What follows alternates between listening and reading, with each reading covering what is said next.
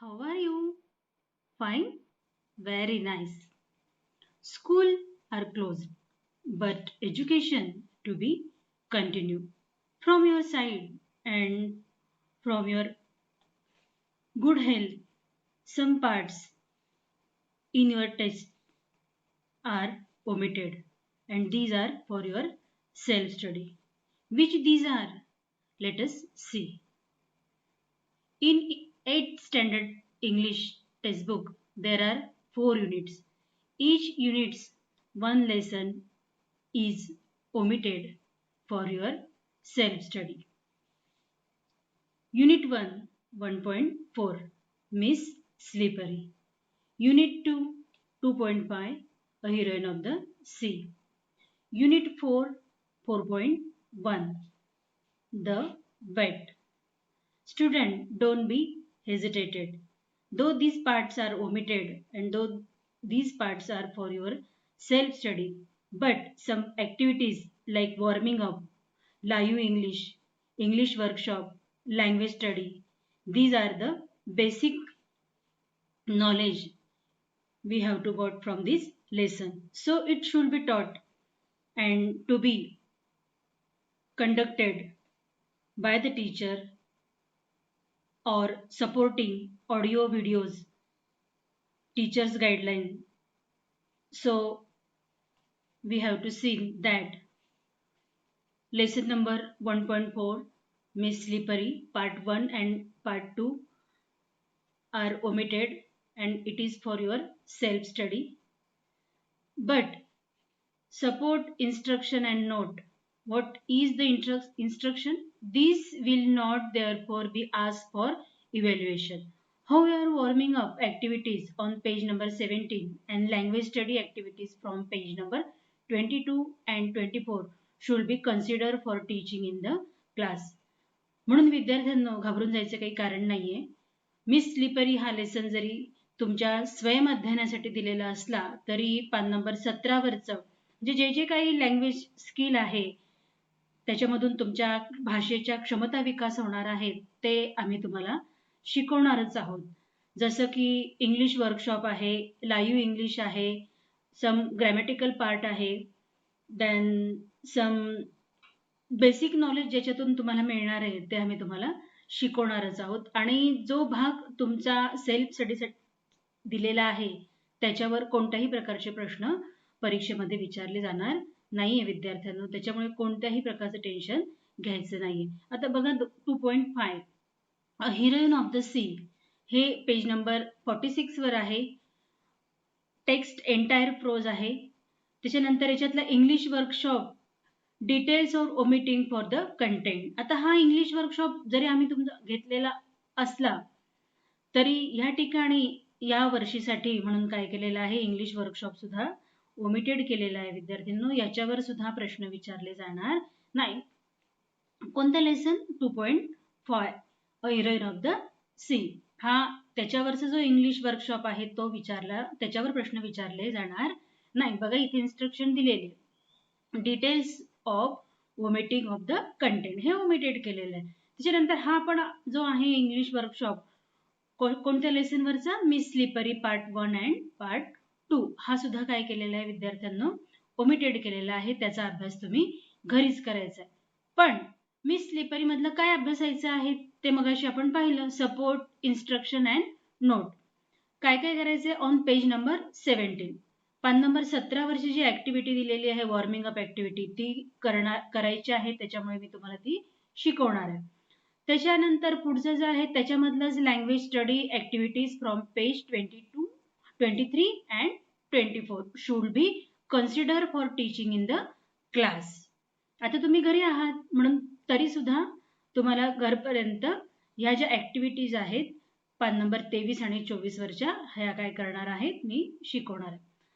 पुढचं आपण बघितलं 2.5 वरचं इंग्लिश वर्कशॉप जो आहे ते ओमिटेड केलेलं आहे. त्याच्यावरचे प्रश्न विचारले जाणार नाहीये.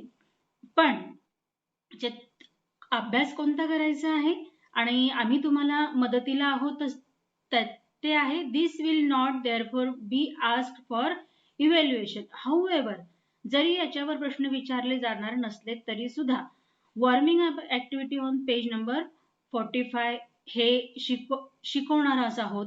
Language study activity on page number 51 ही सुद्धा आहे. म्हणजे हे लँग्वेज स्टडी, वॉर्मिंग अप हे शिकवलं जाणार आहे विद्यार्थ्यांना, कारण याच्यामधून तुमच्या भाषेच्या क्षमता विकास होणार आहे. त्याच्यामध्ये बेसिक नॉलेज जे भाषे संदर्भामध्ये आहे ते तुम्हाला मिळणार आहे. त्याच्यामुळे ते आम्ही तुम्हाला शिकवणार आहे. फक्त हा जो भाग ओमिटेड केलेला आहे, सेल्फ स्टडीसाठी दिलेला आहे, त्याच्यावर मात्र प्रश्न विचारले जाणार नाहीये विद्यार्थ्यांनो. त्याच्यामुळे घाबरून जायचं काहीच कारण नाहीये. पुढचं आहे word play and live English activities from page number 52 and 54 should be considered for teaching in the class. आणि हे पान नंबर 52 आणि 54 वरच्या ज्या ऍक्टिव्हिटी आहेत त्या शिकवल्या जाणार आहे. पुढचं जे आहे 4.1 द वेट पोएम आहे, ही कविता आहे, पान नंबर 77 वर आहे.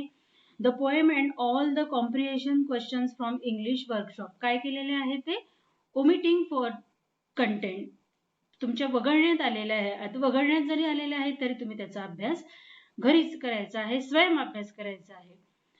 त्याच्यातलं मग आम्ही तुम्हाला काय शिकवणार आहे, this will not therefore be asked for evaluation. However warming up activity on page number 76 should be conducted in the class. पान नंबर 76 वरची जी आहे activity, warming up activity, warming up activity मधून विद्यार्थ्यांना तुमच्याकडे तुम्हाला काय माहित आहे आणि जर तुम्हाला माहित नसेल तर मग ते कशा प्रकारे तुम्ही माहित करून घेतलं पाहिजे आणि त्याचा दैनंदिन जीवनामध्ये तुम्ही कसा वापर केला पाहिजे याच्यासाठी हे वॉर्मिंग अप ऍक्टिव्हिटी असते. म्हणून ही प्रत्येक वॉर्मिंग अप ऍक्टिव्हिटी जी आहे मी तुम्हाला शिकवणारच आहे. फक्त एक गोष्ट इथे लक्षात ठेवायची आहे की याच्यावरचे प्रश्न मात्र परीक्षेमध्ये विचारले जाणार नाहीये.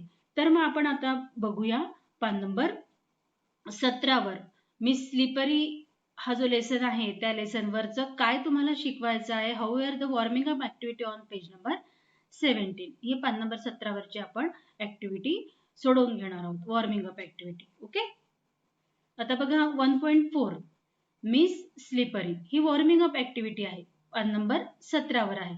आता ही काळजीपूर्वक वाचायची आहे, याच्यावरचे प्रश्न वहीमध्ये लिहायचे आहेत.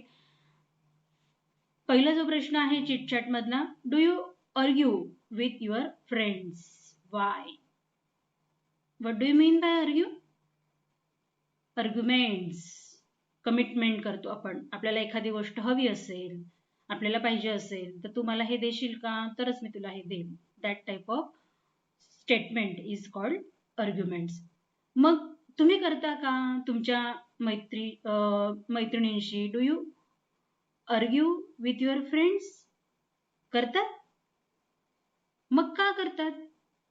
या प्रश्नाचं उत्तर काय आहे? इन माय ओपिनियन, मी तर तुम्हाला असं सांगेल, समटाइम्स, कधी कधी करतो, when I am not able to do so, better result, honest argument. So आता कधी कधी बघा तुम्ही आजारी असतात विद्यार्थ्यांना, मग शाळेमध्ये 8-15 दिवस येऊ शकत नाही, मग काय शिकवलं आहे आणि वहीमध्ये काय लिहायला सांगितलं आहे, मग तुम्ही तिची वही मागतात. ठीक आहे, मैत्रिणीकडे तुम्ही वही मागतात, मला आजच्या दिवस तुझी वही घरी देते का, तू जर मला वही घरी दिलीस तर मग मी तुला हे करेन. आता ही जी आर्ग्युमेंट्स आहे ती करेक्ट आहे, चुकीची नाहीये. पण मग तुम्ही अभ्यास न करता वारंवार जर तुमच्या मैत्रिणीकडून वही मागू लागल्यात तर ते कसं आहे विद्यार्थ्यांना, चुकीचं आहे. म्हणजे तुम्हाला कशी ऐतखाऊ सवय लागते. म्हणून आर्ग्युमेंट्स ज्या आहे, ज्या योग्य आहे, ज्या योग्य वेळी केल्या जातात त्या आपण केल्याच पाहिजे. पण कारण नसताना विनाकारण तू हे जर मला दिलं तरच मी तुला हे देईल किंवा तू हे मला दिलं तरच मी तुझ्याशी बोलेल, that type of arguments is totally wrong. तसंच परीक्षेच्या वेळेस सुद्धा विद्यार्थ्यांना आपल्याला ती उत्तर दाखवेल तर आपण तिच्याशी मैत्री करतो, हे की नाही? आम्हाला अनुभव आहे त्याचा आहे. आम्ही एक्झामिनर जेव्हा असतो तेव्हा आम्ही पाहतो, तुम्ही मैत्रिणीला आधीच धमकावून ठेवलेलं असतं, तुला मला दाखवावं लागेल ना, तू मला दाखवशील तर मी तुला हे देईल. So this is not fair student, हे योग्य नाहीये. अशा प्रकारचे आर्ग्युमेंट्स आपण आयुष्यामध्ये कधीच करायच्या नाहीये. Friendly argument that is honest असतात, बेटर असतात आणि कधी कधी तुम्हाला ते नाही शक्य होत, म्हणून मग एखाद्या वेळेस तुम्ही मदत घेतली ती योग्य आहे. पण मदत घेताना मात्र कमिटमेंट करायची नसते, आर्ग्युमेंट करायची नसते. हे आपल्याला या वॉर्मिंग अप मधून शिकायचं आहे. अगदी फ्रेंडली फ्रेंडली आपण आपल्या मैत्रिणींसोबत राहिलं पाहिजे. मग याचं उत्तर काय लिहाल? Sometimes when I am not able to do so for the better result honest argument I have to do with my friends. ठीक आहे, समजला पहिला प्रश्न. दुसरा, do you stop your arguments after sometimes और continue it for a long time? बघा आता मी मगाशीच तुम्हाला म्हटलं की do you stop your argument. आता एखाद्या वेळेस तुम्हाला खरंच गरज असते, तुम्ही आर्ग्युमेंट्स करतात, तर ती योग्य आहे. पण त्याची जर तुम्हाला जर सवय लागली तर ते कसं आहे, चुकीचं आहे. म्हणून मग याचं उत्तर लिहिताना कसं लिहाल? Yes, if it will possible to me to do so. जर तुम्हाला ते करता येणं शक्य असेल, पहिल्या प्रयत्नात तुम्हाला जमलं नाही, तुम्ही तिच्याकडून शिकून घ्याल मैत्रिणीकडून, आणि तुम्हाला यायला लागल्यावर मग तुम्ही तिच्याशी कमेंटमेंट आर्ग्युमेंट करणार नाही. ठीक आहे, म्हणून मग या प्रश्नाचं उत्तर काय लिहायचं? Yes, if it will be possible to me to do so I will not continue my argument with my friends. मी माझ्या मैत्रिणींशी मग कायम आर्ग्युमेंट करत नाही. कधी कधी मला जमलं नाही शिकण्यासाठी म्हणून मी करते. Why do people quarrel and fight? That is most important. आपल्याला भांडायचं नाहीये. आता ह्या मिस स्लिपरीमध्ये तुम्ही म्हणजे तुम्ही जेव्हा घरी अभ्यासाल तेव्हा मिस स्लिपरीमध्ये तुम्हाला काय माहिती, एक विद्यार्थिनी तुमच्या वर्गामध्ये नवीन आलेली असते. तुम्ही तिच्याशी मैत्री करत नाही, कारण तुमची ती आधीपासूनची मैत्रीण नसते. आणि मग त्या मिस स्लिपरी जी आहे तिला फार ऑकवर्ड वाटतं की अरे आपल्याशी कोणीच बोलत नाही, मधल्या सुट्टीमध्ये पण आपल्या टिफिनच्या बेलमध्ये पण आपल्याला कोणी बोलवत नाही, आणि ती त्याच्यामुळे लाजून मागे बसते. तर असं करायचं नाहीये. आणि एखादी समजा चुकून पडली, तिच्या हातून काही फुटलं, तर आपण लगेच हसतो. हे सुद्धा पण कसं आहे, चुकीचं. ह्या मिस स्लिपरीमधून आपल्याला हेच शिकायला मिळणार आहे की एखादी नवीन मैत्रीण आपल्याला करायची असेल तर तिच्याशी आर्ग्युमेंट करायचीच नाहीये. तू कुठून आली आहेस, तू या शाळेत नवीन आहेस का, तुझं पूर्ण नाव काय, तू कुठे राहतेस, अशा करून आपण मैत्री करायची आहे. तर भांडण लोक का करतात? तर एक्सपेक्टेशन आहे. आता इथे मी स्लिपरीमध्ये बाकीच्या तिच्या ज्या मैत्रिणींनी काय एक्सपेक्टेशन करणार, आम्ही का तिच्याशी बोलणार, तिनेच आमच्याशी स्वतःहून बोललं पाहिजे, असं नाहीये विद्यार्थ्यांना. कारण ती नवीन मिस स्लिपरी ही नवीन होती शाळेमध्ये, नवीन ऍडमिशन होती, तर आपणच स्वतःहून तिच्याशी बोललं पाहिजे. तर ह्या ठिकाणी लेखकाला हे अपेक्षित आहे की expectation is the cause of frustration as well as quarrel and fight. अपेक्षा करायची नाहीये. अपेक्षेमुळेच काय होतं, भांडण होतं. अजून अपेक्षाच हे कारण आहे का? नाही, हव्यास आहे, किंवा एखाद्याला त्रास देणं एखाद्याला आवडत असेल म्हणून मग त्याच्यामुळे पण काय होतात, भांडणं होतात. Why do people quarrel and fight? The people are quarrel and fight because of highly expectation and greediness of their nature, so they fight each other. कळलं तिसऱ्या प्रश्नाचं उत्तर. चौथा, do we forgive or punish our dear ones after their mistake? Of course करायलाच पाहिजे. म्हणजे तुम्ही एखाद्याला समजा तुमच्या मैत्रिणीने चूक केली, तर तुम्ही ते चुकीवर पांघरुण घालणं वेगळं आणि तिला माफ करणं वेगळं, किंवा शिक्षा करणं हे वेगळं, दुर्लक्ष करणं हे वेगळं. तर तुम्ही काय करतात, तिला माफ करतात की तिला शिक्षा देतात की पाहते तुम्हाला असं तर मी तुला पाहूनच घेते. तर अशा प्रकारे आपण वागायचं नसतं विद्यार्थ्यांना.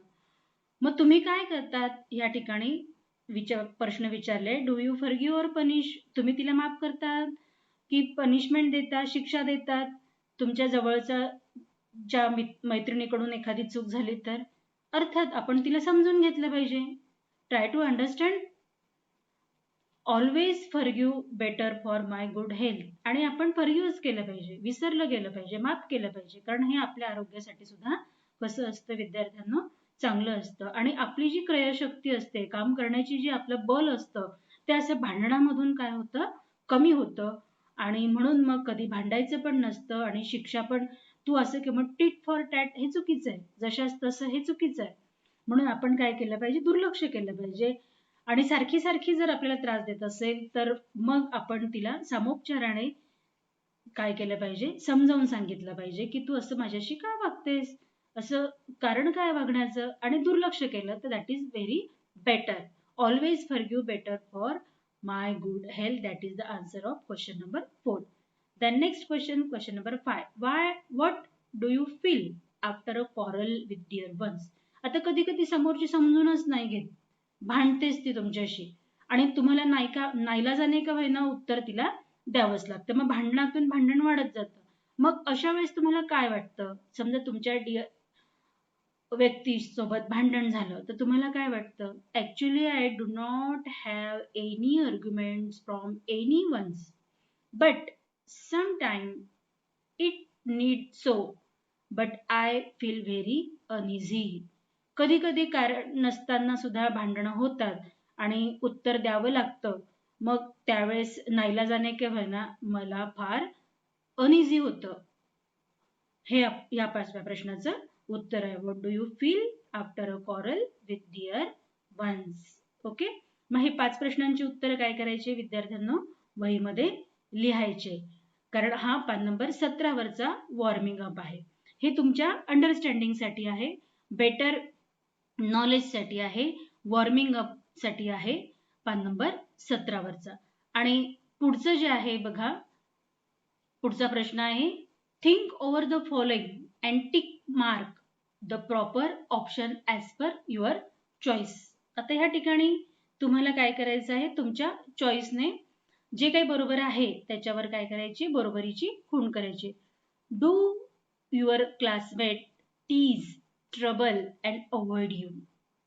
आता हे तर तुमच्या जे मानण्यावर आहे, तुमच्या समंजसपणावर आहे. तुमचा समंजस स्वभाव असेल तर तुम्हाला ह्या सगळ्या गोष्टींचा कधीच त्रास होणार नाही. कोणी आपल्याकडे दुर्लक्ष करो, कोणी आपलं मुद्दाम नाव घेऊ, कोणी आपल्याला त्रास देऊ, तरी आपण त्रास करून घ्यायचा नाहीये विद्यार्थ्यांनो. हे तुम्हाला या लेसन मधून शिकवण्याचा लेखकाचा प्रामाणिक प्रयत्न आहे.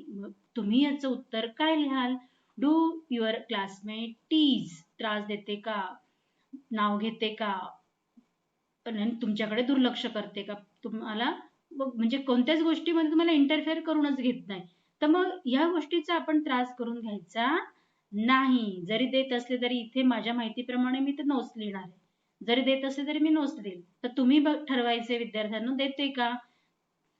तर देत असेल तर तुम्ही मात्र त्याचं टेन्शन घ्यायचं नाहीये विद्यार्थ्यांना. म्हणून मी माझ्याच पद्धतीने उत्तर सांगते. कधीच देत नाही. आपल्या मानण्यावर असतं. आपण जर मानून घेतलं की त्रास देते, ती मला त्रास देते, ती मला माझ्याकडे दुर्लक्ष करते, माझं काही सांगितलेलं ऐकतच नाही, तर असं जर तुम्ही मानलं तर तुम्हाला स्वतःला त्रास होणार आहे, समोरच्याला त्रास होत नसतो विद्यार्थ्यांनो. कारण समोरच्याचं इंटेन्शनच असतं तुम्हाला त्रास देण्याचं. तुम्ही अशा चलबिचल राहावं, तुमची मानसिक स्थिती खराब व्हावी, हे समोरच्याचं काही व्यक्तींचं असं उद्दिष्ट असतंच. म्हणून मग त्या दृष्टिकोनातून ते आपल्याला डिवचण्याचा, त्रास देण्याचा आणि आपल्याला चांगल्या गोष्टी जरी आपण सांगितल्या तरी त्याच्याकडे काय करतात विद्यार्थ्यांना? दुर्लक्ष करतात. म्हणून मग आपणच जर दुर्लक्ष केलं तर ह्या सगळ्या गोष्टींचा आपल्याला त्रास होणार नाही. म्हणून मग मी माझ्या माहितीसाठी म्हणून माझ्या बाजूने मी याचं उत्तर नो लिहिलेलं आहे. तुम्ही ठरवायचं काय लिहायचंय ते. Do you with your friends also tease, trouble or give names to any of your classmate?